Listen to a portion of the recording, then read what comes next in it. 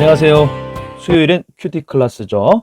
네, 우리 오신 친구들 환영해. 자, 오늘 우리 말씀을 또 같이 함께 우리 묵상할 텐데 제목은 찐 하나님 사랑. 자, 하나님의 진짜 그 사랑이 무엇인지 오늘 말씀을 통해서 우리가 더 자세히 알아봅시다. 우리 말씀 읽을게요. 예레미야 30장 8절에서 11절까지입니다. 8절 만군의 여호와의 말이다. 그날에 내가 그들의 목에서 멍에를 깨뜨리고 그들을 묶는 끈을 끊어버릴 것이다. 이방 사람들이 그들을 더 이상 종으로 삼지 못할 것이다. 그들은 그들의 하나님 여호와를 섬기고 내가 그들을 위해 일으킬 그들의 왕 다윗을 섬길 것이다. 10절입니다. 여호와의 말이다. 그러므로 내 종 야곱아 두려워하지 말라. 이스라엘아 놀라지 말라. 보라 내가 너를 먼 곳에서 구원할 것이고 포로된 땅에서 내 자손을 구원할 것이다. 야곱이 다시 돌아와 평화와 안전을 얻고 그를 두렵게 할 사람이 아무도 없을 것이다.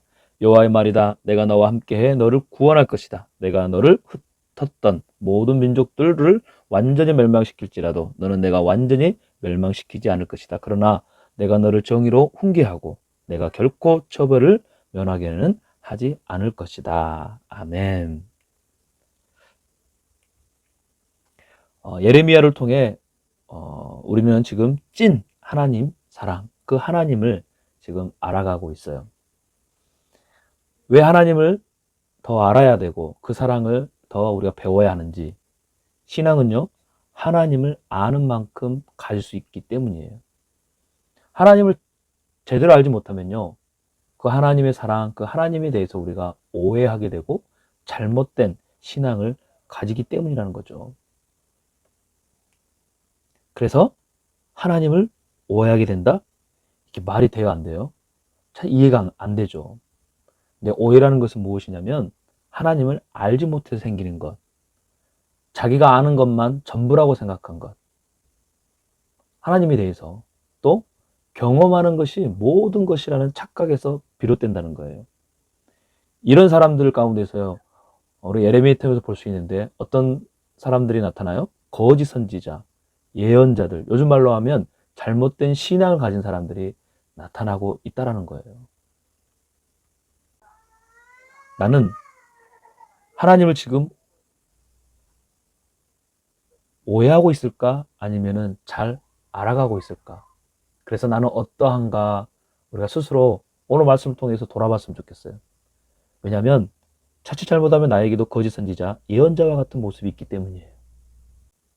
어떻게 할 수 있냐면 지금 내가 처한 상황과 환경에 대해서 나는 하나님의 생각과 마음을 어떻게 생각하고 이해하고 받아들이고 있는가, 이것을 통해 알 수 있다는 거예요.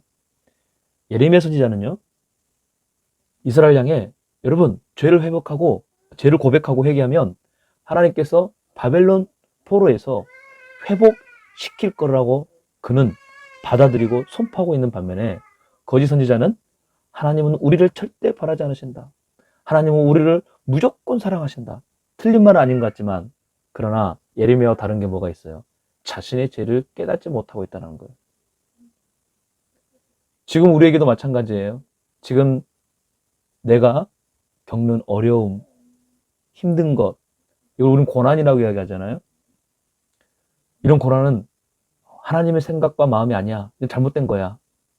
이렇게만 우리가 생각해버리면 우리는 하나님의 뜻을 반대적으로 생각하고 있는 자칫 거짓 선지자, 예언자와 같은 모습이 될 수밖에 없다는 거예요.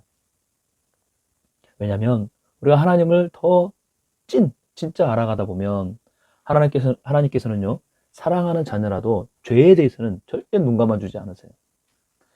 반드시 훈계하고 벌을 내리십니다. 자, 부모님이 정말 우리를 사랑한다면 우리의 잘못을 그냥 두고만 볼까요? 아니에요. 혼을 내죠. 그리고 훈계하고 그 다음에 다시는 그렇게 하지 말라고 우리 가운데 때로는 무섭게 이야기하세요. 하나님도 마찬가지예요. 자, 이 훈계와 가르침이 자녀를 바른 길로 인도하기 때문이라는 거죠. 훈계하신 하나님의 우리가 배워야 할 참 하나님을 우리가 기억해야 됩니다. 그러나 여기에서 끝나진 않아요. 징계 후에 혼내고 나면 반드시 어떻게 해요? 안아주시고 회복시켜 주신다는 거예요. 그래서 우리가 예레미야가 말했던 것처럼 잘못을 인정하고 고백하고 회개할 때 하나님은 우리에게 구원을 베풀어 주신다. 이게 바로 오늘 말씀의 중심 절인데, 자 11절을 같이 한번 읽어봅시다. 자, 이건 여호와의 말이다라고 시작하는 거예요. 내가 너와 함께해 너를 구원할 것이다. 이 구원에 대한 이야기. 내가 너를 흩었던 모든 민족들을 완전히 멸망시킬지라도 너는 내가 완전히 멸망시키지 않을 것이다. 왜요? 내가 너를 정의로 훈계하고 네가 결코 처벌을 면하게는 하지 않을 것이다. 자, 이게 무슨 뜻이냐면 내가 너를 혼내겠지만 멸망은 아니고 구원하겠다. 바로 하나님의 진짜 사랑, 그 사랑을 우리 가운데 보여주고 말씀하고 있다는 거예요. 이스라엘이 바벨론이라는 강대국의 포로로 잡혀가듯 지금도 사탄은요, 죄를 통해 우리를 포로, 자기들의 종으로 삼으려고 해요.